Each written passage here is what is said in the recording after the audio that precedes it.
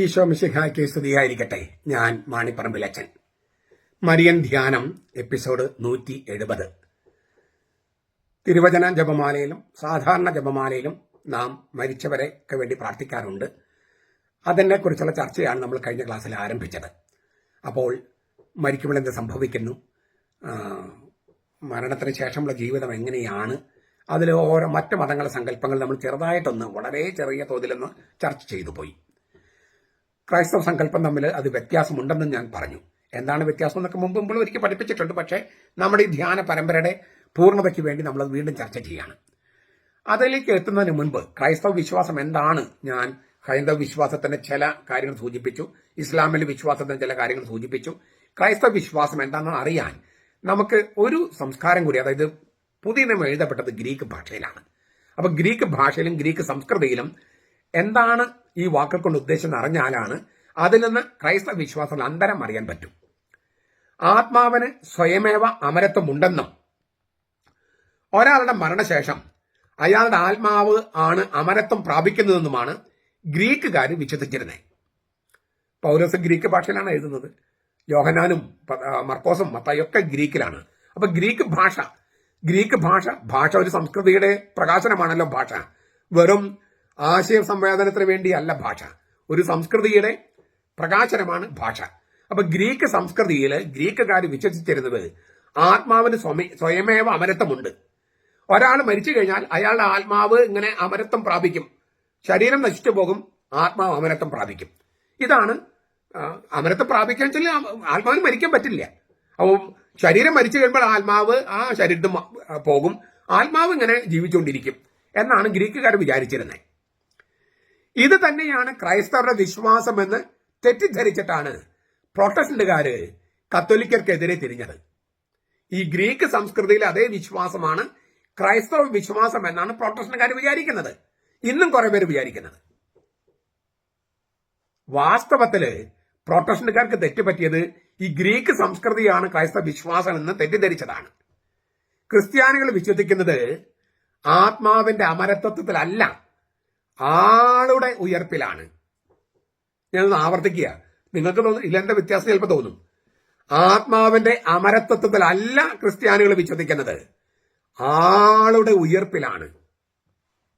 അതായത് മരിച്ചവർ ദൈവത്തിന്റെ ശക്തിയാൽ, ആത്മാവിന് സ്വയമേവ അമരത്വമുള്ളത് കൊണ്ടല്ല, മരിച്ചവർ ദൈവത്തിന്റെ ശക്തിയാൽ ഉയർപ്പിക്കപ്പെടുമെന്നാണ് ക്രൈസ്തവർ വിശ്വസിക്കുന്നത്. ആരുയർപ്പിക്കപ്പെടും? മരിച്ചവരുടെ ആത്മാവല്ല, മരിച്ച ആള്. നിങ്ങൾക്ക് കൂടുതൽ വിശേഷങ്ങൾ അറിയണമെങ്കിൽ ക്രിസ്തുധർമ്മ പ്രവേശിക 441 ബെനഡിക്ട് മാർപ്പാപ്പയുടെ പുസ്തകമാണ്. ക്രിസ്തുധർമ്മ പ്രവേശിക, ഇൻട്രൊഡക്ഷൻ ടു ക്രിസ്ത്യാനിറ്റി എന്നാണ്.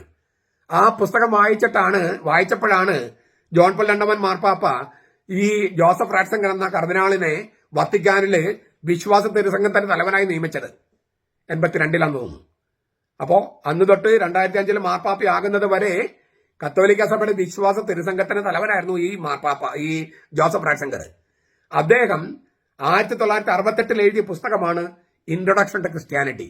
വിശ്വാസ പ്രമാണത്തിൽ 12 വകുപ്പുകളുടെ വ്യാഖ്യാനമാണത്. നമുക്കത് മലയാളത്തിൽ ഞാനത് തർജ്ജമ ചെയ്തിട്ടുണ്ട്. അതിൽ ക്രിസ്തുധർമ്മ പ്രവേശിക 441 വായിച്ചാൽ ഇതേക്കുറിച്ച് അവിടെ വിശദമായിട്ട് അറിയാം. ഒരു ബിബ്ലിയയിൽ കിട്ടും പുസ്തകം. മരിച്ചവരുടെ ആത്മാവുകൾ മാത്രം ഉയർപ്പിക്കപ്പെടുമെന്നല്ല ക്രൈസ്തവ വിശ്വാസം, മരിച്ചവർ ആ ആള് തന്നെ ഉയർപ്പിക്കപ്പെടുമെന്നാണ്. അപ്പൊ നമുക്ക് വീണ്ടും ചോദിക്കാം, അപ്പൊ എന്താണ് ഈ ഗ്രീക്ക് വിശ്വാസങ്ങളും ക്രൈസ്തവ വിശ്വാസം തമ്മിലുള്ള അന്തരം? മനുഷ്യനെ കുറിച്ചുള്ള ഗ്രീക്ക് സങ്കല്പം അറിഞ്ഞാലേ നമുക്കത് മനസ്സിലാക്കാൻ പറ്റൂ. 2 വൈദേശികമായ സത്തകള്, നശ്വരമായ ശരീരവും അനശ്വരമായ ആത്മാവും യോജിച്ചാണ് മനുഷ്യനുണ്ടാകുന്നത് എന്നാണ് ഗ്രീക്ക് സങ്കല്പം. ഞാൻ ഒന്നുകൂടി പറയാം. 2 വൈദേശികമായ സത്തകള്, വൈദേശികമായ സത്തകള്, നശ്വരമായ ശരീരം, അനശ്വരമായ ആത്മാവ്, ഇത് രണ്ടും യോജിക്കുന്ന കുറച്ച് നാളത്തേക്ക്. അപ്പൊ മനുഷ്യനുണ്ടായി. ശരീരം നശിക്കുമ്പോൾ ആത്മാവ് മറ്റൊരു ഉണ്മയുമില്ലാതെ, മറ്റൊരു യാഥാർത്ഥ്യമില്ലാതെ സ്വതന്ത്രമായി അസ്തിത്വത്തിൽ തുടരുന്നു. തീർത്തും അന്യമായ ശരീരത്തിൽ നിന്ന് ആത്മാവ് വേർപ്പെടുമ്പോഴാണ് അത് സത്യത്തിൽ സ്വതന്ത്രമാകുന്നതെന്നും അതിന് തനിമയാർന്ന അസ്തിത്വം ലഭിക്കുന്നതെന്നും ഗ്രീക്കുകാര്, യവനര് കരുതി. നാം വസ്ത്രം മാറുന്നത് പോലെ ദേഹത്തെ മാറുന്നുവെന്നാണ് ഹിന്ദുക്കളും പറയുന്നത്. അപ്പൊ ഈ ഗ്രീക്കുകാരുടെ അതേ വിശ്വാസമാണ് ഹിന്ദു സഹോദരന്മാരുടേത്. ഇങ്ങനെയല്ല ക്രിസ്ത്യാനികള് വിശ്വസിക്കുന്നത്. എന്താണ് ക്രൈസ്തവ വിശ്വാസം പറയുന്നതിന് മുൻപ് ഈ കാര്യം ഒന്ന് മനസ്സിലാക്കാൻ ഞാനൊരു സംഭവം പറയാം. അപ്പൊ കുറച്ചുകൂടി എളുപ്പമുണ്ട് മനസ്സിലാക്കാൻ. ഗ്രീക്കുകാരെന്താണ് വിശ്വസിക്കുന്നത്, ക്രൈസ്തവർ എന്താണ് വിശ്വസിക്കുന്നത് മനസ്സിലാക്കാൻ ഞാൻ ഒരു സംഭവം അവരോട് താരതമ്യം ചെയ്ത ഒരു ക്രൈസ്തവ സംഭവം പറയാം. സോക്രട്ടീസിന്റെ മരണം, നല്ല ചില ചിത്രങ്ങളൊക്കെ ഉണ്ട് അതിനെക്കുറിച്ച്. സോക്രട്ടീസിനെ കൊല്ലണമെന്ന് ഏഥൻസിലെ കൗൺസിൽ തീരുമാനിക്കുകയാണ്. എന്താണ് പ്രശ്നം? അദ്ദേഹം യുവാക്കളെ വഴിതെറ്റിക്കുന്നു എന്നാണ് പറയണേ. എന്താണ് യുവാക്കളെ വഴിതെറ്റിക്കുന്നു പറയുന്നത്? അദ്ദേഹം പറഞ്ഞത്, നിങ്ങളിപ്പോ ഈ കാണുന്ന ദേവന്മാരുടെയും ദൈവമാരുടെയൊക്കെ വിഗ്രഹങ്ങൾ അതൊന്നും ആരാധിക്കണ്ട, ശരിക്കുള്ള ദൈവം വരാനിരിക്കുന്നേ ഉള്ളൂ. അത് യുവാക്കൾ വിശ്വസിക്കാൻ തുടങ്ങി. അപ്പോഴാണ് അവിടുത്തെ സിറ്റി കൗൺസിൽ അദ്ദേഹത്തെ കൊല്ലാൻ തീരുമാനിക്കുന്നത്. അങ്ങനെ റഫറൻഡം എടുത്തു, ഒരു ജനഹിത പരിശോധന എടുത്തു. ഭൂരിപക്ഷം ആൾക്കാരും ഈ സോക്രട്ടീസ് കൊല്ലണമെന്ന് എഴുതി കൊടുത്തു. അങ്ങനെ കൊല്ലാനായിട്ട് ഒരു മനുഷ്യനെ ഏർപ്പാട് ചെയ്തു. അപ്പൊ സോക്രട്ടീസ് ഇങ്ങനെ കാരാഗ്രഹത്തിൽ ഇരിക്കുകയാണ്. സോക്രട്ടീസിന്റെ സെനോഫനും ശിഷ്യന്മാരൊക്കെ ചുറ്റും ഇങ്ങനെ അവരിങ്ങനെ ഭയങ്കര കരച്ചിലാണ്. ആ സമയത്താണ് സോക്രട്ടീസിന്റെ ഭാര്യ സാന്തിപ്പെ കൈക്കുഞ്ഞുമായിട്ട് വരികയാണ്. ആ കുഞ്ഞിനൊന്ന് തലോടാനോ ഒന്നും തന്നെ സോക്രട്ടീസ് പോയില്ല. സോക്രട്ടീസ് അപ്പോഴും ഇല്ലേ വലിയ ചർച്ചകളിൽ ഇരിക്കുന്ന ഒരു ഇതാണ്. അപ്പോൾ സോക്രട്ടീസ് പറഞ്ഞു ഈ ഭാര്യയും കൊച്ചിനെയൊക്കെ അങ്ങോട്ട് കൊണ്ടുപോകാൻ പറഞ്ഞു, കാരാഗ്രഹത്തിന് പുറത്തേക്ക് കൊണ്ടുപോകാൻ. കാരണം അവളും കരച്ചിലാണ്, കൊച്ചു കരച്ചിലാണ്. നിങ്ങൾ ഈ കൊച്ചിനൊന്നും തലോടെങ്കിലും ചെയ്യുന്നൊക്കെ അവൾ പറയുന്നുണ്ട്. പക്ഷെ അതിനൊന്നും സോക്രട്ടീസ് തയ്യാറാകുന്നില്ല. ഈ ശിഷ്യന്മാരും കരച്ചിലാണ്. അപ്പുറത്ത് ഈ കൊല്ലാനുള്ള ഹാംലെറ്റ് എന്ന വിഷം കലർത്തുകയാണ് ഈ ആരാച്ചാര്യൻ. അപ്പോൾ സോക്രട്ടീസ് ചോദിച്ചു, ഞാൻ എന്താണ് ചെയ്യേണ്ടത്? അപ്പോൾ അങ്ങോട്ട് പറഞ്ഞു, ഇതങ്ങ് കുടിച്ചാൽ മതി, ബാക്കി കാര്യങ്ങൾ വിഷം ചെയ്തോളൂ. താങ്കളിത് കുടിച്ചാൽ മതി, മറ്റു കാര്യങ്ങളൊക്കെ വിഷം ചെയ്തോളൂ.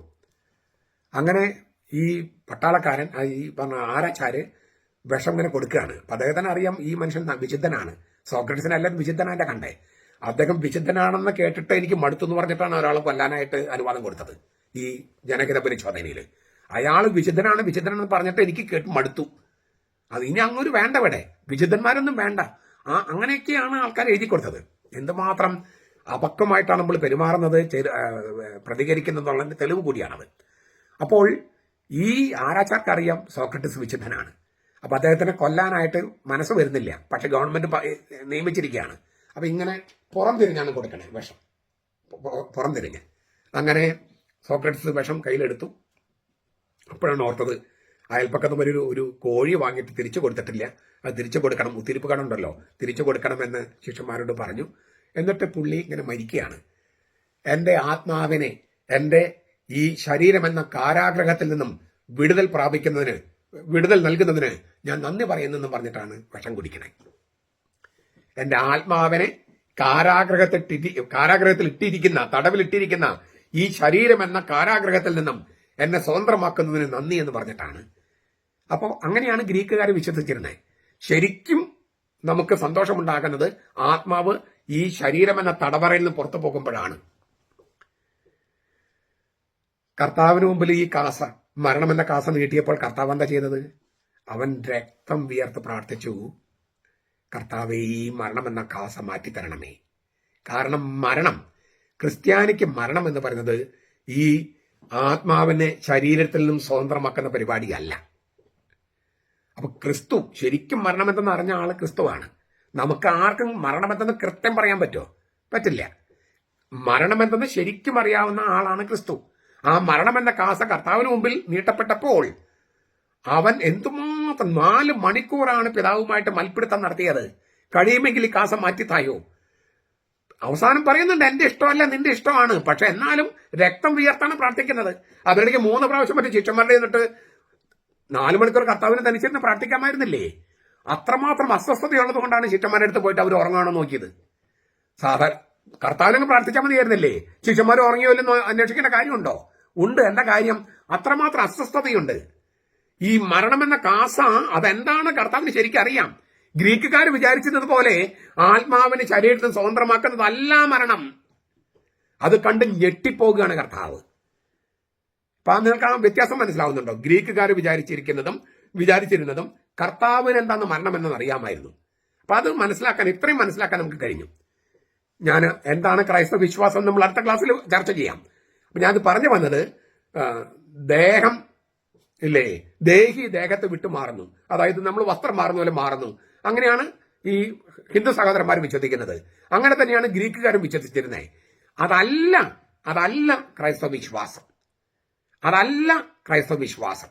ഞാൻ ആവർത്തിക്കുകയാണ്, ഈ ഒരാളുടെ അമരത്വം പ്രാപിക്കുന്നത്, അതായത് ആത്മാവിന് സ്വയമേവ അമരത്വമുണ്ടെന്നും ഒരാളുടെ മരണശേഷം അയാളുടെ ആത്മാവാണ് അമരത്വം പ്രാപിക്കുന്നതെന്നും ഗ്രീക്കുകാർ വിശ്വസിച്ചിരുന്നു. അതുതന്നെയാണ് ക്രൈസ്തവ വിശ്വാസം എന്ന് പ്രൊട്ടസ്റ്റന്റുകാർ തെറ്റിദ്ധരിക്കുന്നുണ്ട്, ഇപ്പോഴും തെറ്റിദ്ധരിക്കുന്നുണ്ട്. ഇതൊന്നുമല്ല.